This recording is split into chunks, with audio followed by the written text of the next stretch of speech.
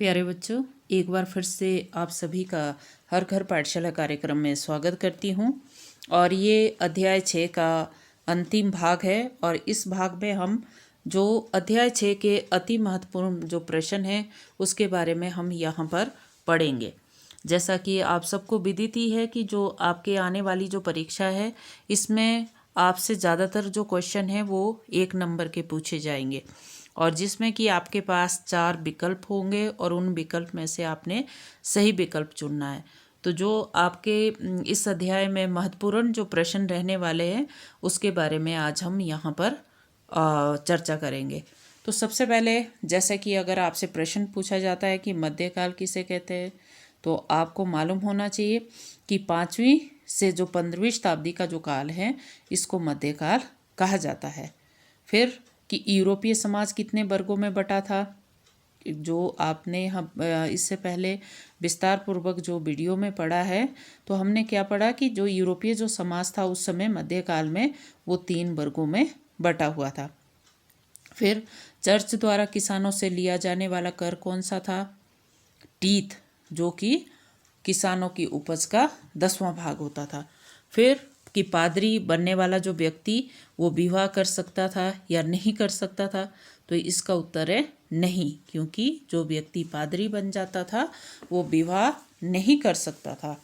फिर उसके बाद कि जर्मन शब्द जो फ्यूड है उसका क्या अर्थ है, कि जैसा हमने पढ़ा था कि जो सामंत प्रथा में जो सामंत जो शब्द है ये जर्मन भाषा के शब्द फ्यूड से बना है, जिसका अर्थ है भूमि का टुकड़ा।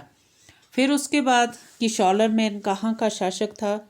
ये फ्रांस का शासक था। बहुत शक्तिशाली शासक हुआ शॉलरमैन, जिसने कि गॉल का नाम परिवर्तित कर फ्रांस रखा था, और सबसे पहले वहीं से ही सामंतवाद की शुरुआत हुई थी। फिर सामंतवाद की शुरुआत किस देश से हुई थी? फ्रांस से।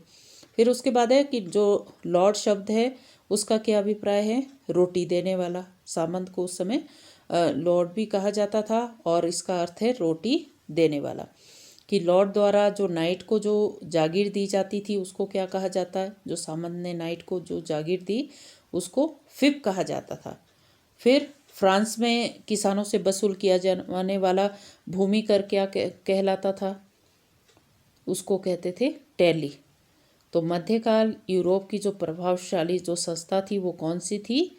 चर्च, क्योंकि हमने जैसे पहले भी पढ़ा है कि चर्च का उस समय बहुत ज़्यादा रोल होता था। फिर चर्च का जो सर्वोच्च अधिकारी उसका क्या नाम होता था? वो था पॉप, क्योंकि पॉप का जो था वो लोगों के ऊपर बहुत नियंत्रण होता था। फिर ईसा मसीह के संदेश को मठों में रहने की अपेक्षा बाहर भ्रमण करके जो पहुंचाते थे लोगों तक, उस वर्ग को क्या कहते थे? फ्रायर। जो फ्रायर होते थे वो मठों में रहने की अपेक्षा बाहर एक स्थान से दूसरे स्थान पर घूमकर जो ईसा मसीह का जो संदेश था उसको लोगों तक पहुंचाते थे। फिर 12वीं शताब्दी में फ्रांस में विशाल चर्चों का जो निर्माण किया गया उसे क्या कहा जाता था? उसको कहते थे कैथीड्रल। फिर उसके बाद कि किस बीमारी को काली मौत कहा जाता था?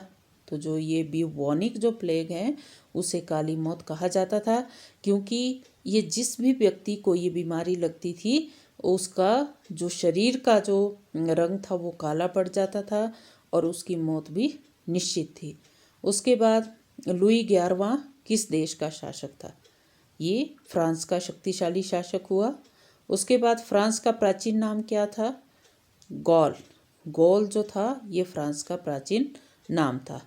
उसके बाद कि लॉर्ड, जो लॉर्ड होता था उसका आवास क्षेत्र को क्या कहते थे? जो हमने सामंत प्रथा की विशेषताओं में भी पढ़ा वो था मैनर। मैनर जो होता था ये सामंत के निवास स्थान को कहा जाता था, जो उसका क्षेत्र होता था। अश्वरोही, ये बहुत बार ये क्वेश्चन आ चुका है। इसमें क्या होता है कि बहुत बार स्टूडेंट इसमें कंफ्यूज हो जाते हैं। अश्वरोही किसे कहते हैं? नाइट, क्योंकि नाइट का प्रमुख जो कार्य होता था वो सामंत के लिए सेना तैयार करते थे, तो इसलिए उन्हें अश्वरोही भी कहा जाता था। तो इन्हें नाइट कहा जाता है, अश्वरोही को ही नाइट कहा जाता है। अब यहाँ पर हमारा जो अंतिम जो प्रश्न है वो है सर्फ किसे कहा जाता है? तो जो उस समय जो कृषक दास होते थे उन्हें सर्फ कहा जाता था। तो प्यारे बच्चों, इस अध्याय में आपको वैसे तो और भी बहुत सारे क्वेश्चन पूछे जाएंगे और आपने इस अध्याय को विस्तार पूर्वक से पढ़ लेना है, लेकिन मैंने आपके लिए थोड़ा सा इस वीडियो के माध्यम से प्रयास किया है। आप इन प्रश्नों को पढ़िए और अपने आने वाले जो एग्ज़ाम हैं उसमें अगर आपसे इसमें से कोई प्रश्न पूछा जाता है तो आप उसके उत्तर दीजिए। धन्यवाद। जय हिंद, जय भारत।